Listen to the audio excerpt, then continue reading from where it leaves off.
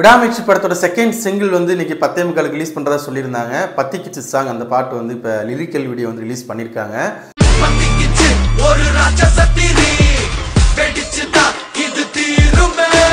So வந்து இந்த பாட்டை வந்து யார் எழுதியிருக்காங்க அப்படின்னு பார்த்தீங்கன்னா விஷ்ணு அண்ட் பாலாஜி ரெண்டு பேருமே எழுதியிருக்காங்க. அவங்களோட முழு பேர் இல்லை, ஷார்ட்டாக சொல்கிறேன் நான்.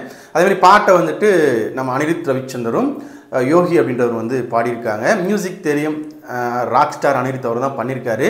இந்த செகண்ட் சிங்கிள் எப்படி இருந்துச்சு அப்படின்றத வந்து நம்ம டீட்டெயிலாக பார்த்துடலாம். ஹாய் ஃப்ரெண்ட்ஸ், எல்லோருக்கும் மிகப்பெரிய வணக்கம். நான் ராஜா. நீங்கள் பார்த்து கொண்டிருப்பது 7 ஸ்டார் சினிமாஸ்.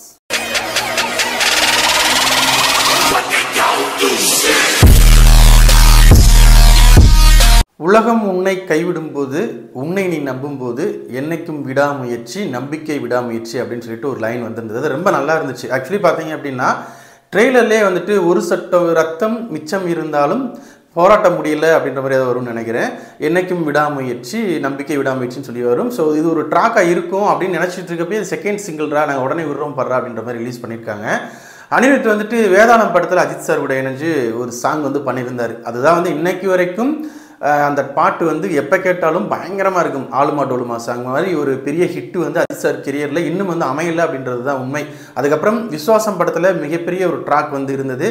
எல்லா பாடலும் ஹிட்டாச்சு. ஆனால் வந்துட்டு நல்லா வந்து எந்திரிச்சு ஆடுற மாதிரி, என்ஜாய் பண்ணுற மாதிரி கூஸ்பம்ஸான பாட்டு அப்படின்னு சொல்லிட்டு எனக்கு தெரிஞ்சு ரொம்ப நாள் ஆச்சுன்னு நினைக்கிறேன். ஏன்னா அதுக்கப்புறம் விவேகம் படம் பண்ணியிருந்தாலும் அதில் வந்து சாங்ஸ் நல்லா இருந்தாலும் கூட அதையெல்லாம் பீட் பண்ணி அனிருத் வந்து நிறைய பேருக்கு, விஜய் சாருக்காக இருக்கட்டும், ரஜினி சாருக்காக இருக்கட்டும், ஒரு சாங் வந்து கொடுத்துட்டே இருந்தார். முக்கியமாக லாஸ்ட்டாக பார்த்தீங்க அப்படின்னா ரஜினி சாருக்கு வந்துட்டு அந்த குக்கும் பாட்டு வந்து மிகப்பெரிய லெவலில் ஹிட்டு. என்னடா இப்படிலாம் சாங் கொடுக்குறாரு, நமக்கு வந்து பண்ணும்போது ஏதோ மிஸ் ஆகுது அப்படின்ற ஒரு கவலை இருந்திருக்கும் இல்லையா? ஸோ அந்த ஒரு கவலையை போக்கும் விதமாக இந்த பாடல் வந்து அமைஞ்சிருக்கு அப்படின்னே சொல்லலாம். முக்கியமாக அந்த பாடலோட வரிகள் எல்லாமே அஜித் சார் இது எழுதி கொடுத்தாரா இல்லை வந்து இவங்க வந்து அஜித் சாரை புரிஞ்சுக்கிட்டு அவருக்கு ஏற்ற மாதிரி எழுதினாங்களா அப்படின்றதே தெரியல. ஸோ அந்தளவுக்கு ஒவ்வொரு வரிகளும் தரமாக இருந்துச்சு. ஸோ எந்த இடத்துல எப்படி ப்ளேஸ் பண்ண போகிறாங்கன்ற ஒரு கியூரியாசிட்டிப்பே வந்துருச்சு அப்படின்னே சொல்லலாம். பாட்டோட ஸ்டார்டிங்கில் வரக்கூடிய அந்த ட்ராக்காக இருக்கட்டும், நடுவில் வரக்கூடிய அந்த பிஜிஎம்மாக இருக்கட்டும், ரெண்டுமே அந்த பிஜிஎம் ஆக்சுவலி நமக்கு தெரியும், ட்ரெய்லரில் டீசரில் எல்லாத்துலேயுமே அதுதான் ஆக்சுவலி இருந்தது. ஸோ அந்த பிஜிஎம் உண்மையிலே வந்துட்டு மிகப்பெரிய லெவலில் ரொம்ப நாள் கழிச்சு ஒரு சூப்பரான ஒரு பிஜிஎம் வந்து அஜித் சார் வந்து அமைஞ்சிருக்கு அப்படின்னே சொல்லலாம். ஃபஸ்ட்டு அந்த ட்ராக் வந்து நல்லா இருந்தது. அந்த லிரிக்கலாக இருக்கட்டும், அந்த பாடல் விதமாக இருக்கட்டும், அதுவும் டிஃப்ரெண்ட்டாக இருந்தது. ஓவரால் வந்துட்டு 3 நிமிஷம் சாங் வந்து ஃபஸ்ட் டைம் கேட்கும் போதே வந்துட்டு எல்லா பாட்டும் பிடிச்சிடாது.